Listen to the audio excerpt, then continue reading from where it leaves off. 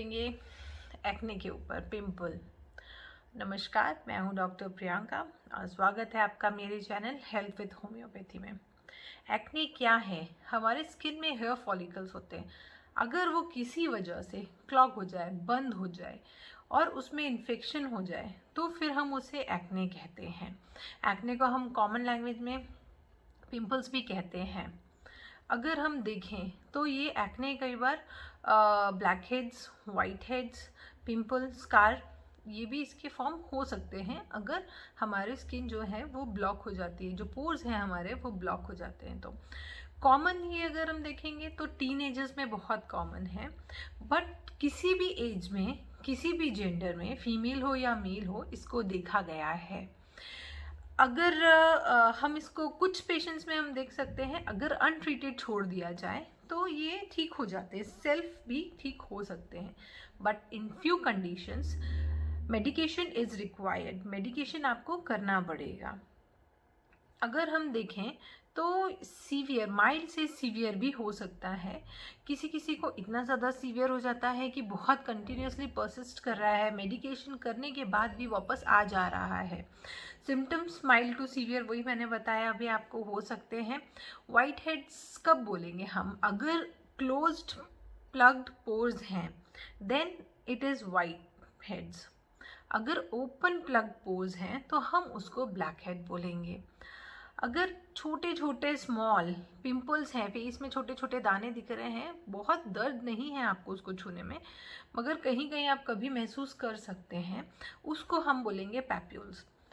अब इस पैप्यूल में अगर उसके टिप पे इन्फेक्शन हो जाए, आपको येलो कलर का अगर कुछ सिक्रीशन दिखे या येलो कलर की टिप दिखती है जो कि इन्फेक्शन होने के बाद होती है, तो इसको हम पिंपल बोलते हैं। कई बार हमने देखा है कि फेस में बहुत बड़े बड़े दिख रहे हैं, नोड्यूल्स टाइप के, गांठ टाइप की दिख रही है, जो स्किन के अंदर है, उसका मुंह नहीं है, स्किन के अंदर है, but it is very painful. You can see the redness, लालपन दूर से दिखेगा, बड़े बड़े दाने जैसे दिखेंगे, गांठ जैसी दिखेगी। इसको हम लोग बोलते हैं नोड्यूल्स। अगर अब इसी नोड्यूल में इन्फेक्शन हो जाए, बड़े हैं, स्किन के अंदर है और बहुत ज़्यादा अंदर से ही सिक्रीशंस निकल रहा है, तो इसको हम लोग बोलेंगे सिस्टिक लेशंस। ये किसी भी बॉडी पार्ट में हो सकता है, किसी भी एज में हो सकता है। इसकी अगर हम कॉज के बारे में बात करें तो बहुत ज़्यादा excess secretion of oil skin में अगर देखते हैं, जो कि ब्लॉक कर दे रहा है, आपके पोर्स को ब्लॉक कर दे रहा है, तो ये आपको एक्ने कर सकता है। हेयर फॉलिकल्स क्लॉग हो गए हैं तो भी कर सकता है। कोई बैक्टीरियल इन्फेक्शन है या इन्फ्लामेशन है किसी भी टाइप का स्किन में, आप किसी तरीके के हार्मोनल चेंज से जा रहे हैं या किसी तरीके की दवा ले रहे हैं और जब भी वो दवाएं आप बंद करते हैं तो ये अपने आप कम हो जानी चाहिए, ख़त्म हो जानी चाहिए। हमेशा याद रखिए, विदाउट एनी कंसल्टेशन, डॉक्टर के कंसल्टेशन के बिना आप अपने से एक्ने के लिए दवा नहीं लें।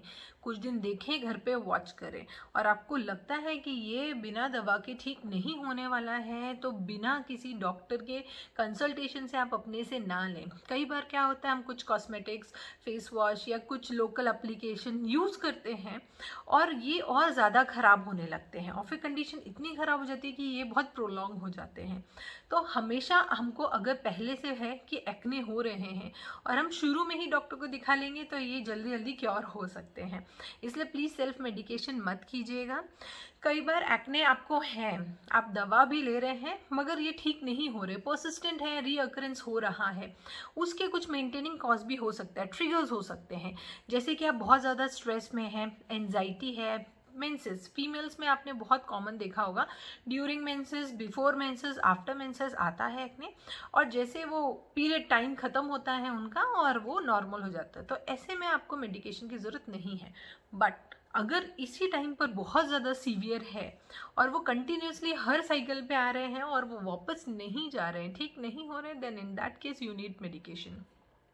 डाइट, बहुत ज़रूरी है। अगर आप बहुत ऑयली फैटी फूड खा रहे हैं, बाहर का खाना खा रहे हैं, फास्ट फूड खा रहे हैं और आपको ऑलरेडी एक्ने है, तो ये आपको बढ़ाएगा। आपके एक्ने को ये बढ़ाने ही वाला है, हमेशा, कभी कम नहीं होगा। और गलत मेडिकेशन भी कर रहे हैं, अपने से कर रहे हैं या किसी से पूछ के कर रहे हैं, डॉक्टर्स को नहीं दिखा रहे हैं, वो भी आपको आपके एक्ने को वर्स कर सकता है। कॉस्मेटिक्स भी काफ़ी हद तक, अगर आप बहुत मेकअप करते हैं या कुछ टाइप के एप्लीकेशंस फेस पे कर रहे हैं, वो भी आपको एक्ने को बहुत वर्स कर सकता है। कॉम्प्लिकेशन की अगर हम बात करें एक्ने के, तो स्कार्स, बड़े स्कार्स, छोटे स्कार्स दे सकता है, ओपन पोर्स दे के जा सकता है। कई बार कई पेशेंट्स में स्किन कलर को चेंज होते भी देखा हुआ है, जिसके कारण इमोशनल डिसबैलेंस भी होता है। पेशेंट बहुत एंजाइटी में चला जाता है, क्यों मेरी स्किन बहुत अच्छी नहीं दिख रही है, या बहुत अच्छी थी, सबके ठीक हो रहे हैं, मेरा अभी तक ठीक नहीं हो रहा है। तो दिस में ऑल्सो कॉज इमोशनल डिसबैलेंस। तो ये सब तो कॉम्प्लिकेशंस हो गए। हम इसको कैसे अवॉइड कर सकते हैं घर पर नेचुरली? आप पानी बहुत पीजिए। अगर आप फ्लूइड अच्छा पीते हैं तो आपकी स्किन बहुत अच्छी रहेगी। अगर आपकी स्किन ऑयली है तो आपको हर 2 से 3 घंटे में नॉर्मल पानी से वॉश तो करना ही है। कभी भी स्किन को रब नहीं करना है, बहुत स्क्रब नहीं करना है। कई बार क्या होता है, हम बहुत ज़्यादा स्किन को स्क्रब करते हैं और वो ओपन पोर्स दे जाता है, उसमें फिर वो क्लॉग होने चालू होंगे, बैक्टीरिया इन्फेक्शन होगा और वो भी एक्ने पिंपल्स बना सकता है।